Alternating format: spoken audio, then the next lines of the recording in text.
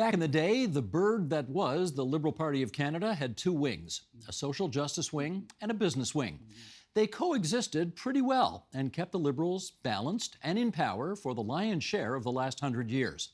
One prominent Liberal has never been under any illusion as to which wing he preferred. As you'll hear from Lloyd Axworthy, who spent more than 2 decades in public life, working with 3 different prime ministers. His new book is called My Life in Politics. And we're delighted that it has brought the former MP from Winnipeg to our studios. Great to have you in that chair. Thanks, Steve. Good to be here. Of course, we're going to talk politics both during your career and present day as well.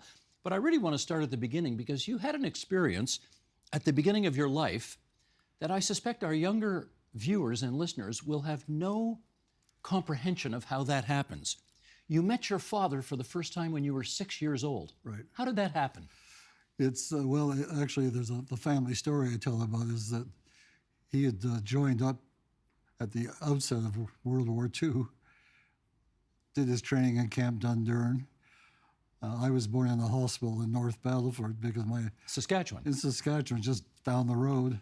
And the story is he was being shipped out, came to see me, and didn't come back for 6 years. So he loved you that much. Yeah, that's right. But I think as I look back, that experience of being a toddler, an imp maybe, during wartime, and just feeling all the vibes and the feelings of concern and anxiety that were always below the surface, clearly had a big impact. And I think there's a generation of Canadians who still remember that. Do you remember your first meeting with your father at age 6? Yes, I do. I remember sort of in the old CPR rail station on Main Street. And we were in the rotunda, and the soldiers came marching off, lined up. And my father kind of looked around, and my mother recognized him, and he came over. He was a little unsure. And he saw this sort of 6-year-old kind of brat standing beside him, like, who is he and what am I? And there's no question that he went through quite a period of adjustment. We now talk, we understand that people in war come back with some serious sort of issues, but there's no therapy, there's no program, except this. The federal government at the time built right across Canada about 60,000 housing units, peacetime housing, which meant veterans and their families were living together in the same neighborhood. You can still go to any town, any city, and you'll see those houses still there. And we were part of it, and it became a self-help group. They helped each other, which maybe is the best therapy. So the federal government has been in the housing business for well more than 80 years. Well, not only in it, right now we play around with interest rates and incentives. They basically sort of constructed and went to the municipalities and said, here's the model. CMHC would supervise. And it was a life changer, because really we had 1 million Canadians in the war. People don't understand that was a huge coming of age of the country. But when they came back, they were all out of the Depression. And all of a sudden they had a house that they could go to. It could be converted into capital because the rent was transferable. They had a chance to go to education. I say in the book that was really the beginning of a significant middle class in this country, was in those years from 1945 to 1950. The fact that you are here is really quite extraordinary, because the circumstances under which your parents met were 1 in a million, if not more. How did that happen? My mother had contracted tuberculosis. It was in the Coppell Valley Sanatorium. And my father, who is also from Saskatchewan, came to visit somebody else and met her there. And I guess whatever little click went on, eventually they got married in Sudbury because he ended up working in the mines. And she went to see my aunt, who was married to my uncle, who was playing for the Sudbury Terriers. So if your father doesn't have a friend in that same hospital, you're not sitting here today. Well, that's right. Me and my brothers have a lot of sort of whomever that sort of friend was. We that anonymous sort of precursor is really we honor and It's a beautiful thing. Yeah. Amen.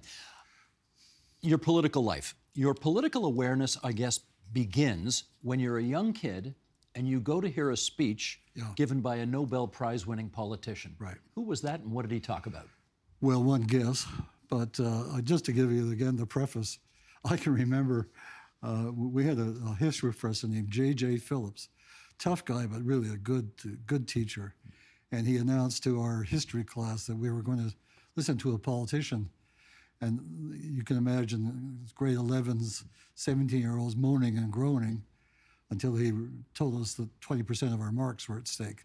And if we didn't show, we would, nothing like a little sort of educational intimidation to bring out the best of you. And I went and I know this sounds something out of a urban legend or something, but Mike Pearson was down there with his polka dot bow tie, and not exactly what you call a Hollywood casting character, but he talked about what it meant to be a Canadian. It talked about how over time we had sort of developed diversity with some respect, that we had a parliamentary system that gave people a chance to participate. We had an economic system that was a mix of government and private sector. But the important thing he said is that we have a foundation that's distinctive, not better or worse, but distinctive, and we have to use that. And he wanted to talk about his Nobel Prize, and that's when he said that the great sort of vocation of Canada is to help build a world in which there is stability and security, and we do that by collaboration and cooperation. Did you walked out of there. Did you walk out of there as a big L liberal as a result of that? I know it was a big L liberal. I walked out thinking, politics? Interesting. Being a Canadian, yeah. And the serendipity of history is that 30 years later I end up having his job. There you go, foreign minister. Yeah. We'll come to that. Yeah. You went to grad school at Princeton University at a Yes. very tempestuous time in the history of the United States. There were Vietnam War protests all over campus, all over America. What impact do you think all of that had on your thinking? Well, there was various layers, and they were all intermixed. I mean, everything from the fact that we lived through the Cuban Missile Crisis, and you're into this sort of vortex of a great power having to deal with this ultimate precipice issue, existential issue. Do we go to war over it or not?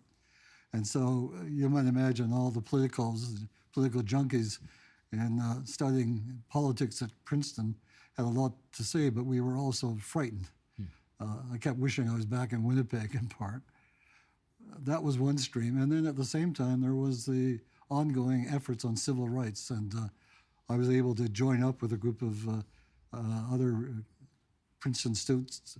We had a demonstration against Russ Barnett. Remember that name? He was a Mississippi governor. Oh, okay, yes. Came there to talk about these things, and we all went to see Robert Goheen, who was the president of Princeton, to say, look, this guy is kind of a little bit of a shameful presentation. He said, well, we're a university, freedom of speech. But he said, I can let you have a counter protest, and I'll give you a Dillon Gymnasium if you promise when you march that you don't trample the grass and the flowers. Well, I have to tell you, sometimes you're good luck, but in the summertime, we all went down to visit Bayard Rustin's group, the March on Washington group in New York, and all these guys said, would you like us to come and join you? And we said, sure. Well, we had that night of our counter protest. We were counting 400 or 500. We had 4,000 to 5,000. Here's this kid from Western Canada with a little flashlight saying, go this way, and people pouring by. Till one guys come over and say, you like some help there, son? Oh, yeah. The march went off beautifully. The flowers existed. And we got a story in the New York Times. How's that? That's not bad, but you were at an actually more impressive demonstration, if I can say, the Stars for Freedom rally in 1965 in Alabama. That's Joan right. Baez, Harry Belafonte, Tony Bennett are there, Martin Luther King. Yeah. What stays with you today from that experience? Well, it was really part of an introduction to this whole concept, which was really emerging in the 60s, I guess, what you call participatory democracy or deliberative democracy. It's not sufficient just to elect somebody to represent you. You have to feel that you're part of the system. And that was the age in which the civil rights movement really said that they had to bring in not just the participation, but the respect that goes with it. And I mean, the thing in going to Montgomery and being part of that thing on the St. Jude's church area was, it was almost an epiphany. I think I mentioned in the book that I grew up in the United Church with a strong sort of flavor of social gospel. Mm-hmm. And all of a sudden, here I was sort of living it. And it was, again, one of those turning point experiences. Your actual connection to Ottawa and federal politics in this country comes after a guy named John Turner invites you to go to Ottawa and work for him. Mm-hmm. What was that all about?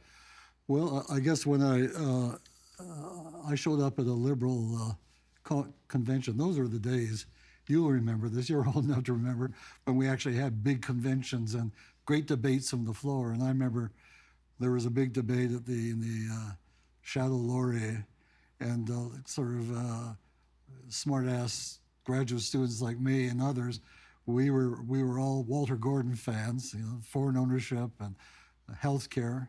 And we took on sort of the mandarins and the senior guys. And about 2 weeks later, I get a call from Jerry Grafstein, who worked with John. And Jerry says, would you like to come and walk with John Turner? He's becoming the Consumer Corporate Affairs Minister, and he wants you to do policy for him. And that.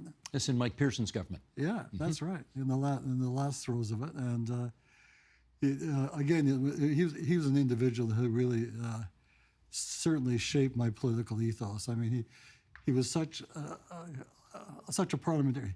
He had a view that a member of Parliament is not somebody who loses sort of 100 yards from the Parliament Hill. That's a calling. It's a vocation. It's something that you take as a real sacred trust that people have elected you to do it. And plus, he was gutsy. And you've written a book about him, so you know. But when he brought in the whole change on the generic drug law to enable us to actually provide an alternative to the fairly extensive patent protection, his constituency had the big pharmas in it. He had a lot of people from the business community, but my job with him was to go out and talk to the other side of the equation, and I learned from that is that you always have to have, a sort of outreach, a connection, and plus John had the best Rolodex in the world, and that he did. You know it, Steve, but until I had such a fondness because I know every day when my birthday came up, I knew there would be a call about 9 o'clock in the morning. Hey, it's John. How you doing? Hanging in there? Yeah. Wonderful man. You eventually decide to go back to Winnipeg. You get yourself elected to the Manitoba legislature. Mm-hmm. You ultimately decide to seek a federal seat in 1979. That's not a good election for you Liberals. No, that's Joe Clark beating Pierre Trudeau. You're one of only 2 Liberals elected west of Ontario, and you barely win. Did you figure, I'm here for a good time, but probably not a long time? No, I really felt that there was that we had roots. The gurus in Toronto who were running the campaign, I think Keith Davey called me to say, I hate to tell you, Lloyd, but you're 188th out of 240 possible elections. And I said, Keith, you're basically full of you-know-what. Because I had my own pollster, a guy named Angus Reid, who was a sociologist, and he set himself up a little office of a sort of a 7-Eleven, and that's started his career as a pollster. And he said, the guys in Ontario are reading the wrong kind of metrics. He said, it's going to be close. You're not running away, but you're in the game. And he was right. And he was right. 1980 is your second election. And again, you're one of only 2 Liberal MPs from Western Canada. This time, though, Pierre Trudeau comes back. He wins a majority government. You're in cabinet as the Minister of Employment and Immigration. Your brother Tom is a top advisor to the Prime Minister as well.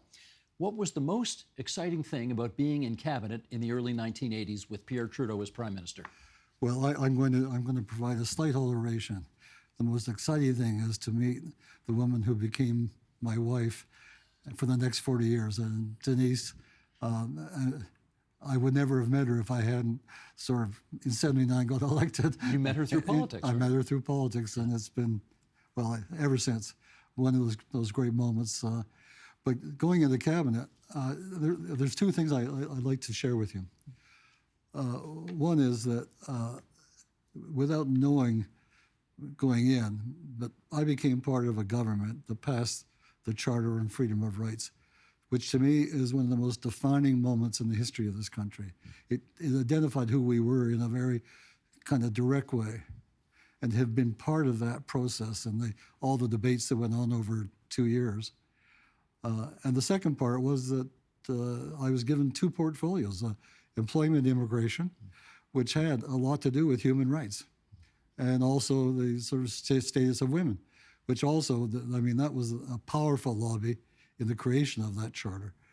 So talk about kind of getting sort of from the fairly calm fields of provincial politics. You know, I was right in the midst of the cyclone, but boy, it was a great moment, and it's one I still cherish. Didn't last. 4 years later, Brian Mulroney comes in, wipes you guys out. Only a handful of Liberal opposition members survive. You're one of them. They create something called the Rat Pack. Yeah. There's a small handful of them who are taking politics to a whole new level of, I don't know what you want to call it, but it's very in your face, it's very obnoxious, it's very tough stuff. Very, very robust. Robust is another word for it, but you didn't join it. You didn't like it, eh? It wasn't. I liked it. I had a couple of other ambitions. One, after 4 years I thought I needed to refresh myself, and I wanted to think a little bit more. I mean, clearly, we lost not just because we had run out of our cycle of time, but also, I think the presentation of the Liberal Party had become a little stale. There's some comparison between what we have now and what was happening then. And I felt that I had to kind of refresh my thoughts, and so I spent a lot of time going to Central America and going to Iraq and going to Africa. And the other part is that I just really felt that these young the MPs, the Sheila Copps and the Don, I mean, Copps, Boudria, John Nunziata, Brian Tobin. Brian Tobin from Newfoundland. Well, I mean, they were zingers, and I just really thought I wanted to hold back a little bit. And then I think, John, who was our leader at the time, John Turner, said, Lloyd, I know you want to do international stuff.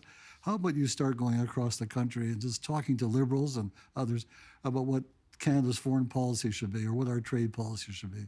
So I really had a sort of a mission of a kind of grassroots discussion, consultation, and again, I owe that a lot to him because he in many ways, he helped prepare the Liberal Party for the next round, not only in the people, but bringing in people, bringing in ideas. And I think that to me really should be there should be a lesson there for what's happening to the Liberals today. Well, we're going to get to that. Don't you worry. We're going to get there. Okay. But you're right. Yeah, the Brian Mulroney wins a second consecutive majority. Then he goes, retires. Kim Campbell comes in. Jean Chrétien leads the Liberals to a big majority in 1993. You're back in power. You're the Human Resources Development Minister. And one day, you get pelted with eggs and boxes of Kraft dinner. Right. What was that all about? The specific issue, and it's one that I felt disturbed by. This was a protest by the Canadian Federation of Students, because I had brought in legislation to change the whole student loan program to what you would call sort of basically an income-based one, so that if you graduated and became a downtown Bay Street investor, you could pay the loan back. If you became a social worker or a care worker, you only had to pay 30% back. In other words, I thought,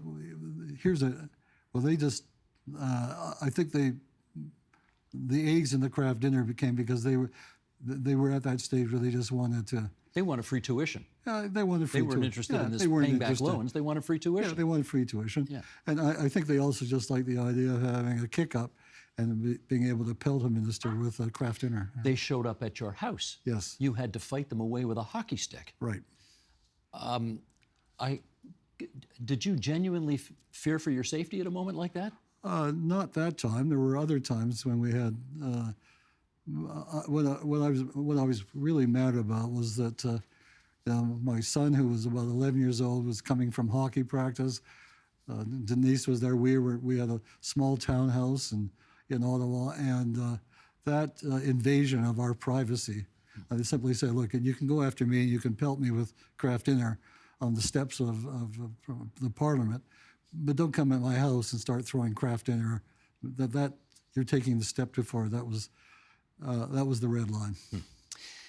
People of a certain age will remember that in Canada, we once used to call it UI, unemployment insurance. Yeah. You're the guy who changed it to EI, Yes. employment insurance. What's the difference? The difference was that when I inherited that file, it was generally known as the POGI. It was almost a guaranteed income. And that if you worked for 10 weeks, and various provincial governments would hire you for 10 weeks to clear scrub off the provincial roads, then you got the rest of the year full payment. That was not doing anybody any favors. I mean, sure, it was income support, but people wanted to go back to work. They didn't want to simply sort of be on the POGI, because it was becoming generational. And so what we tried to introduce is things that would help people get reemployed. Training, we started doing shared sort of wage payments. We started working on investing in smaller enterprises, and also beginning to really set up good conversations between labor, business, the educational system, to help people sort of, and at one point, here's an example, Steve. I know it's a small thing, but I can remember being in an airport one day, and somebody came over to me and said, "I want to shake your hand." I said, "Yeah, okay." He said, "I'm from Sudbury, and I was one of the people who worked for Inco and was let go." And he said, "I worked for the next year and a half, sort of planting trees in the outer green belt of Sudbury." And he showed me a picture. He said, "Look at it now." Okay? So the greening of Sudbury is one of the great success stories of all time. That's right. Yeah. That's right. Okay, Prime Minister Chrétien eventually shuffles you to become the Foreign Affairs Minister. And to that end, you have, I gather from reading in the book, on your shelf, in your home office, a diffused landmine. Right. Why is that there? Well, when I came into the office, there had already been a really the Foreign Affairs, External Affairs Department had already started sort of becoming engaged on the movement to ban landmines.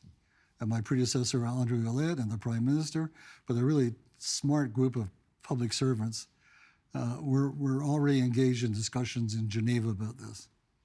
But what they said is that we're being stalled. I mean, I've often described the disarmament meetings in Geneva as a place where a good idea goes to die. And there was a frustration. So they recommended to me, I was kind of just new in the job, that we invite a group back to Ottawa for a little sort of confab. How do we break the stalemate? Because the big guys, the big powers, were saying, "Oh yeah, well, we'll tweak a little word or here, but we all need our landmines in order to protect ourselves." And at that meeting in Ottawa, again, it's one of those things that there's a form of luck or serendipity that happens. But I was asked with my staff, came on a Friday night up to the office at the Pearson building and said, "Look, it's going nowhere. I mean, it's really stuck in the same rut." And I said, "So what do we do?" And they all looked at each other. There's about 4 or 5 of them. They all were playing sort of body language things. And one of them said to me, "Well, we've discussed that what would happen if Canada invited all these countries to come back and sign a treaty To ban landmines. to ban landmines. And I said, well, has it ever been done before that way? He said, no. So I said, well, let's check it out. I still had some caution, but we did. We got Secretary General, the people in the Prime Minister's office. They basically said, it's your call. Well, we called it, and we said, it was one of those moments that I do cherish, because we were meeting in the old railway building, it's right on the opposite of the Chateau Laurier. And I did the normal salutation. I'm glad everybody came. I'm glad that you all think landmines are terrible. But there's an ending that hasn't been written, and that's, what do we do about it? And therefore, I said, therefore, on behalf of the government of Canada, I'm inviting you to come back a year from now to sign a treaty. You know, there was a very long pause. Three things happened. One is the NGOs, the civil society groups, started to cheer. There was a lot of scowling on the behalf of some of the Americans and the big guys. And the media thought I'd lost my mind. So, But what happened a year from then? a year from there, we had 120 countries to sign the treaty. You also had a tremendous ally in Princess Diana. Yes. How well did you get to know her? Well, it was a little bit more detached. I mean, she clearly become involved. We had our High Commissioner working with her office. Actually, the day that she was killed in the car accident in Paris, I had written her a letter inviting her to come to the Ottawa meeting with the signing of the treaty and to actually have a role in it. And you know, it does demonstrate that in the beginning, in these world that we live in, that if you have that kind of outreach through television and radio and now social media, and you have a following, I don't know what Taylor Swift's cause is going to be, but I got to tell you, Princess Diana really, what she did, she brought the issue into people's living rooms. Yeah. People could see it. And they also could see it that this was not another kind of top-down government thing. They saw that the pushing force were tens of thousands of people around the world, who many of them who were victims, many of them who were out there. Again, it was a chance for Canada to forge a new kind of diplomacy based upon partnership with the civil society groups. I put these numbers on the record. In 1997, 25,000 casualties because of landmines. In 2022, 4,700. That's right. 240,000 saved over the years because of this treaty. And you represented our government at Princess Diana's funeral. Right. Yeah. Okay, where are we going next? Want to see Canada's Foreign Affairs Minister in action almost 30 years ago? Watch that monitor over there. Sheldon, roll it if you would. Would allow any force to be able to present a strong, robust rules of engagement against any attempt to intimidate. That would certainly be part of the resolution, and it also means that it provides for good security for the forces there. That's you at talks in France on the future of Bosnia. You're a part of a decision-making apparatus that decided to bomb Serbia 30 years ago during the Balkans War to protect people in Kosovo. Right. A few years ago, at an anniversary get-together, you asked the Kosovars who were in attendance at that event a key question. Did our bombing do any good? Yeah. What was the answer you got?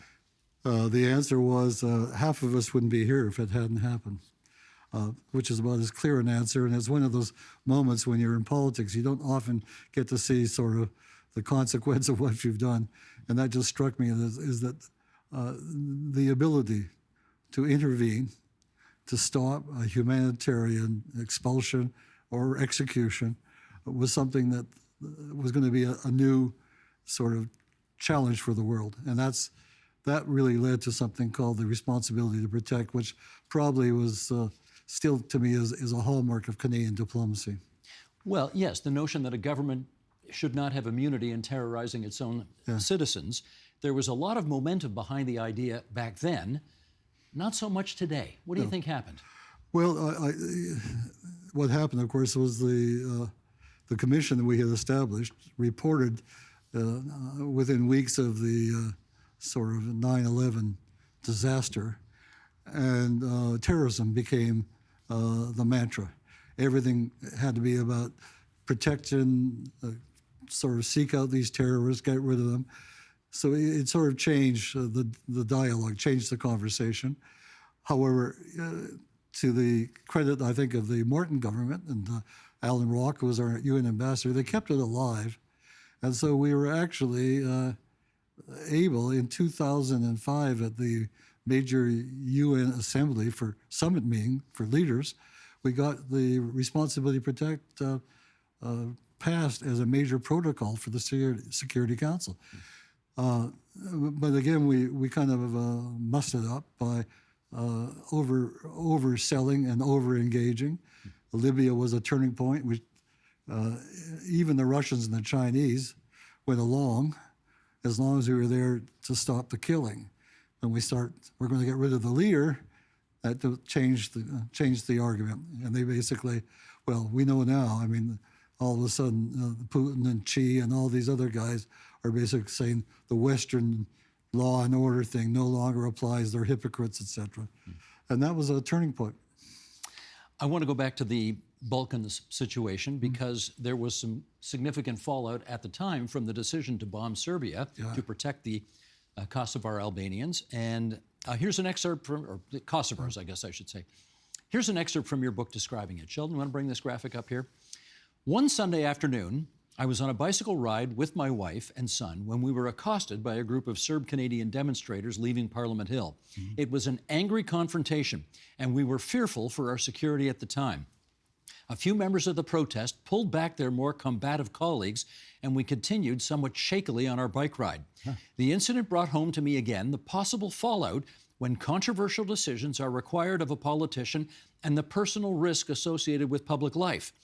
Over the years, there have been other such incidents when I feared for their safety, all to point out that the discomfort and unease of a politician's family is often overlooked as a feature of public calling. I guess the question I want to ask, let's stipulate no politician should be attacked in their home, obviously by members of the electorate, at demonstrations, this kind of thing. But I wonder if we are seeing this stuff because increasing numbers of the public feel they don't have access to you anymore. They can't call their member of parliament anymore because all they get is voicemail or they get an automatic email response. Right. And for whatever reason, the connection between the governing and the governed has broken down. What do you think? Yeah, it has. There's no doubt. I think I go back to, in the book, write about kind of when I was elected in Fort Rouge, my provincial riding, and I went to, on the night of the election, after hustling people to and fro the polls, I went home to have a hot bath and a glass of sort of Macallan. And I was struck by saying, there's thousands of people out there who are walking or driving to the polls to put a vote, a check mark. It's going to determine my employment, but more importantly, it's going to determine fundamentally what does Canada do, who we are. And it seemed to me that there's a word there that is often overused, still applied, called trust. And if those people give you the trust, you return the trust back, and that is that they become your primary interest and concern. We've changed now. Part of the centralization that's going on in our governments, where everything is centered in prime ministers' offices, and they choose candidates and they make decisions. So the whole idea of having a constituency-based party where people have a right to make choices, to hold leaders accountable, to put in resolutions governments may not like, and that control, I think, has really increasingly shrunken the role of our political parties. And as a result, I think Canadians are reacting, saying, well, what's the alternative? You go on the street, and that's why the thing I argue in the book is that if we want to refresh our democracy, we have to begin to look at some other models. A new election model of how we elect people, and a model about how we get people directly involved through citizens' assemblies, deliberative areas. I'm going to do something, I've been asked by the Premier of Manitoba to do a study on relocating railroads. Well, one of the major sort of options that we've discussed is sometime when we've put together enough facts and figures and options, we're going to have a Winnipeg deliberative democracy forum in which people, broad cross-section, will have a right to comment what they think the choices should be. I want to circle back to something you have referenced a couple of times already in our conversation, and that is the notion that in the mid-1980s, the Liberals seemed out of gas and needed some refreshing. Right. And here we are in 2024, and you have made the comparison that it may not be dissimilar. In fact, can I put it this way? Towards the end of your book, you have a chapter on Justin Trudeau's broken promises, lack of interest in foreign affairs, indifference, as you call it, to poorer countries. You say he has basically gone AWOL on the world stage. This is very tough stuff. Yes, it is. For a current Prime Minister, Liberal, to hear from a former Liberal cabinet minister. Why'd you put all that in there? Because I was hoping that as the Prime Minister and his cabinet and the other Liberals in the caucus do some reckoning about where we're at right now, that they realize that there has to be some real change in the way things happen. It's just not the policies, it's how you get there and how you arrive at choices. And I believe, I was asked the other day at an event I was at, how are you going to vote this next time? I said, I'm going to vote for a Liberal because we want to ensure that whatever happens in the election, win, lose, draw, you want to have good Liberals left to help redefine the party, to start thinking about what liberalism means. And that means that the ministers or individual MPs who really deserve to be returned or new people should be brought in. This is a chance to revive and start. You talked about the Rat Pack in post-84. Mm-hmm. I think we need a similar kind of transfusion of new ideas and blood, and there's certainly enough young men and women out there who could do it. Well, what happened to the 2015 Trudeau Liberals who said, Canada's back? Well, we're not. Socially, I think the government, as I say, has done some really good things. Internationally, we no longer are engaged, as we had been since 1945, on the issue of nuclear proliferation. We always said that we can speak up for the countries who aren't nuclear powers because we were once a nuclear power and we decided to abrogate that. Yeah. We didn't want to be part of that. So we've always had a kind of legacy we could bring to bear. There's been a major development, a treaty that arrived to the abolition of nuclear weapons. We don't even send people to attend the meetings. We don't have any, I can't think of anybody in our government who speaks out on that fundamental issue. Well, we've had 5 foreign ministers in the last, 6, 7 years. Right. How long did you have the job for? Going on 5 years. Okay, so something's changed. Yeah, well, I think that's partly that revolving door. I do think that the present Foreign Minister, Melanie Joly, is going on her 3rd year, and I think she's kind of getting some footing. She's beginning to try to put some new sort of statements and sort of, well, I guess what you would call paradigms into our discussion. But there's not a lot of support. And what is missing, Stephen, is that we spend a lot of time working with Canadians to have them feel that they were involved in making those decisions. Right now, it's all top-down interest, and we're missing a huge amount of energy. And plus, I think, as you know, we may get to this in the question, we're not really leading with our best strengths. We have an opportunity to, in this new world order that we're in, to really challenge on some very major issues like water and climate and things like that, bringing our Indigenous people much more actively into our foreign policy, but we're not doing it. Well, I'll ask about another, maybe the number one foreign policy issue for the government of Canada today. Donald Trump's going to be president again in January. Right. What do you think they should do about that? I think that they clearly have to be very wary. There are some very deep economic issues. I wish to hell some of these premiers would shut up for a while and stop talking about kicking Mexico out. You need Mexico. That's Doug Ford's position. Yeah, Doug Ford's position, and Smith, and he's out there bragging, all the premiers. Look, If you take Mexico off the table, you're left one-on-one with the Americans. You want to negotiate one-on-one with Donald Trump, rather than having the two most important trading countries together? Come on, that's bad politics. And secondly, Mexico is becoming an important customer for Canada.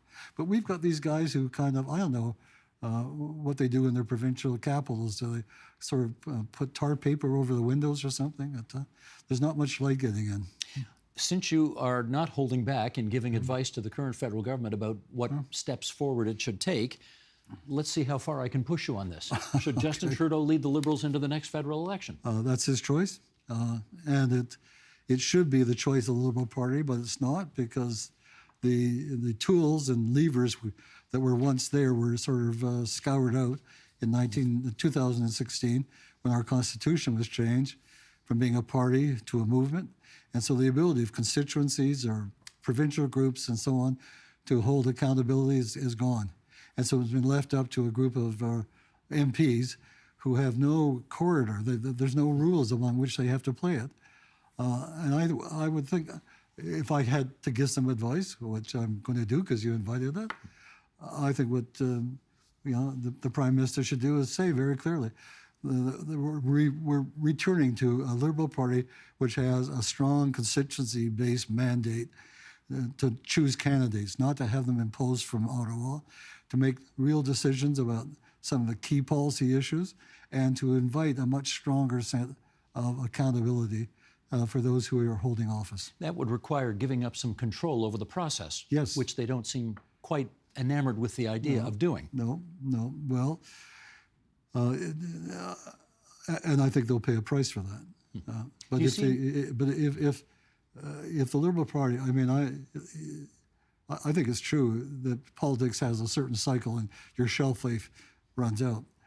But I come back to a point I made earlier. When your shelf life runs out, you don't throw away all the elements.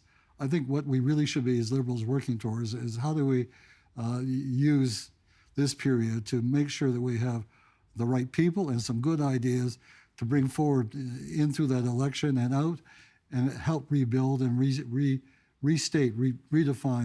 a liberalism that really connects with a large group of people and doesn't leave out almost 60% of Canadians.